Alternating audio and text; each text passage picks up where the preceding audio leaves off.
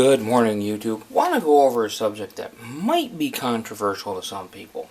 Earlier I did a video on the 357 Magnum and its use, defensive use, against, say, a black bear.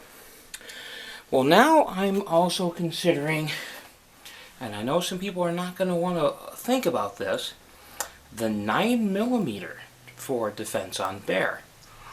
Now, before you start laughing and everybody gets all, well, gee, you need a 44 Magnum. Let me explain one of these things to you. Actually, there's a wonderful story, if you go, and I'll post a link to this, for a man who shot a grizzly bear. It was defensive. The bear was charging, he was a guide and he was charging his clients, and he used a Smith & Wesson newer version of this design in 9mm, and he was using buffalo bores, one of their plus P cast bullet loads. But again, that was a grizzly bear. Now, people are going to say, well, 9mm just doesn't have enough. You need a 44 Magnum. The problem with 44 Magnum, and I've owned many of them. I've owned several 44 Magnum handguns over the years. I've owned 41 Magnum. I've owned 45 Colts that I've loaded at. I've had small 44 Magnums. I've had bigger ones. I've loaded them hot. I've loaded them light. The one thing I will tell you about 44 Magnum is very few people can shoot it accurately as it is, and even fewer people can shoot it accurately in a defensive situation, especially a smaller handgun. Say like a 4-inch revolver, 3-inch revolver. Very few people can shoot the 44 Magnum well, especially double action. I mean, everybody just says, oh, I'll get the 44 Magnum. Yeah, that's great. But if that first shot, if that bear's charging and you miss, it's going to take you probably a couple of seconds to get that second shot online. Now, I always say the 357 Magnum is a good caliber as well. The problem is I'm seeing it is fewer and fewer people that I notice can shoot the 357 Magnum well. Used to be a 357 Magnum was much more commonly used and commonly carried than it is now. I know only a handful of people that even own a 357 Magnum anymore. And most of them don't really shoot it anywhere near enough to say it's a defensive handgun. I used to carry, a Ruger SP101. I've carried a lot of 357s. I've owned more of them than I have any other handgun, personally. But let's go to the 9mm. And why the 9mm? One of the biggest complaints people have had with the 9mm over the years has been over penetration. That's been one of the huge faults people have always given to the 9mm. Most people, when it comes to 9mm, the first thing they say is it over penetrates. On a bear or an animal like that, that's exactly what you want. You don't want expansion. You want penetration. A bear's head is very hard.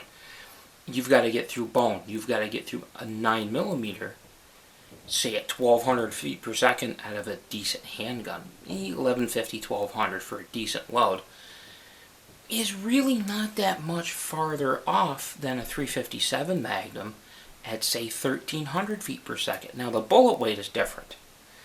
A lot of times you're talking 158 grain or 170 grain bullet with a 357 Magnum versus, say, this 115 grain full metal jacket.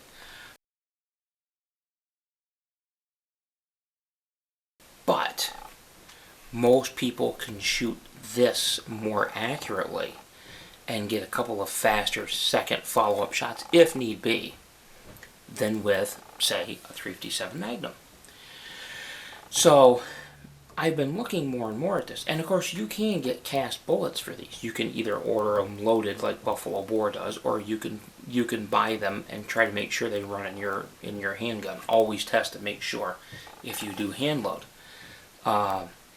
And then you start getting into the plus P and the plus P plus ammo.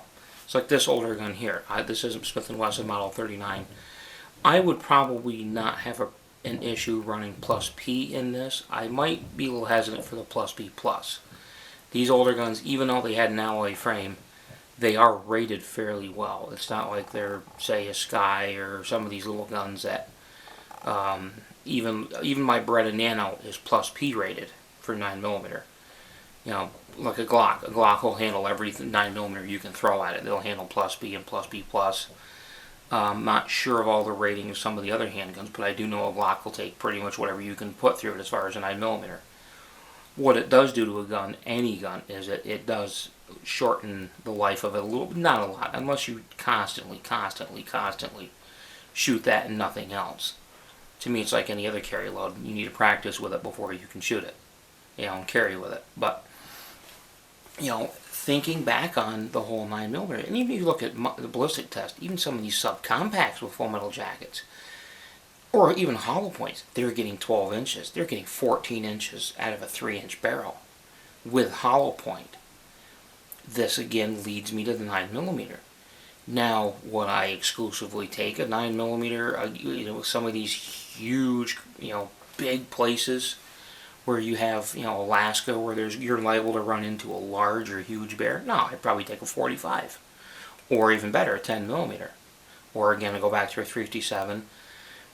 Maybe for me a 44 Magnum or even a 45 long Colt. But for black bear and some of these other bears, but if you have nothing else, a 9mm, I would think would probably do a better job than people would give it credit for.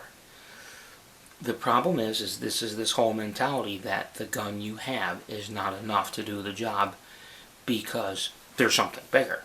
Well, it doesn't mean the gun you have isn't capable of doing what you need to do. My thing is, as always, you know, there's an old saying, a hit with a 22 is better than a miss with a 44.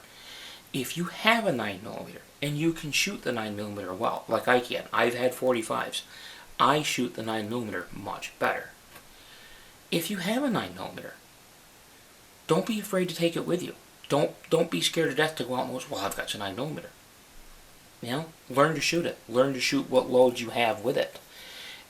And again, you will find that you'll be pleasantly surprised. So, you know, again, would I recommend a 9mm for exclusively for self-defense against a bear? No, but I wouldn't hesitate to carry it. Like where I go, I carry the 9mm a lot. You know, right now I'm in between getting another 357, but this gun or my Beretta goes with me everywhere in the woods. I just load full metal jackets. I have no problem with carrying this gun. I have no issues carrying this gun. I know how well I can shoot with this gun.